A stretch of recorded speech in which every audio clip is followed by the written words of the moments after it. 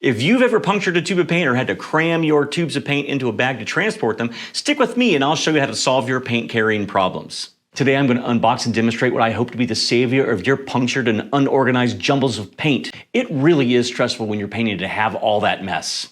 I ordered myself a paint tube and brush carrier from Tran Products that just arrived. Let's get this bad boy open and check it out.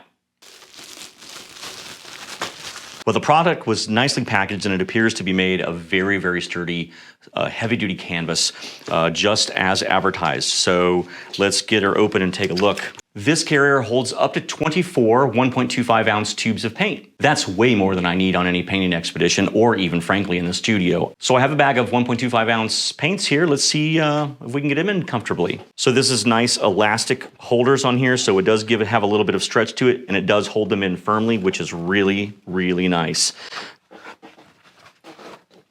All right, so far so good. Pretty happy with this. The stitching in between compartments seems to be really nicely done, so I'm hoping that over time there'll be no tears or to that stitching. They appear to be really, really nicely done. All right, so that I think is enough to get it in there. Now this brush holder, this carrier does also have an included brush holder in there. It's advertised that it'll hold up to 12 different paintbrushes in there.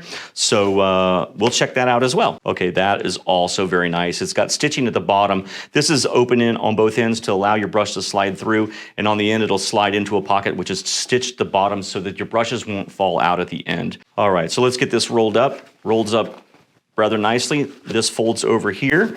The brushes are secured back around here. The strap comes around, buckles right into here.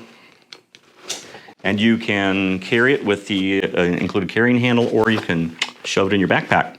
So first impressions of this are that this is going to be a fantastic product. I can't wait to use it out in the field, and we'll probably do a follow-up video once we get some road wear on this thing.